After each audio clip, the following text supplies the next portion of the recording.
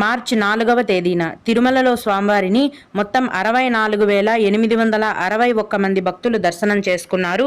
అందులో స్వామివారికి మొత్తం 19,639 మంది భక్తులైతే తలనీలాలను సమర్పించారండి.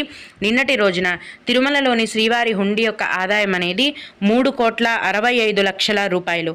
ఈరోజు కూడా ఎటువంటి దర్శనం టికెట్లు లేకుండా నేరుగా భక్తులను ఫ్రీ దర్శనానికి అనుమతిస్తున్నారు.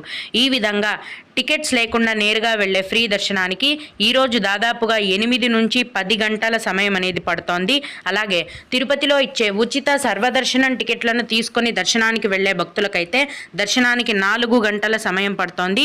300 రూపాయల దర్శనం వారికి మరియు 500 రూపాయల దర్శనం టికెట్లు కలిగి ఉన్న భక్తులకు దర్శనానికి 3 గంటల సమయం అనేది పడుతోంది. రోజులాగే ఈ రోజు కూడా చిన్న పిల్లల సుపదం ఇన్ఫాంట్ దర్శనం అనేది ఉందండి. ఇన్ఫాంట్ దర్శనానికి 1 గంట సమయం పడుతోంది. అలాగే విఐపి బ్రేక్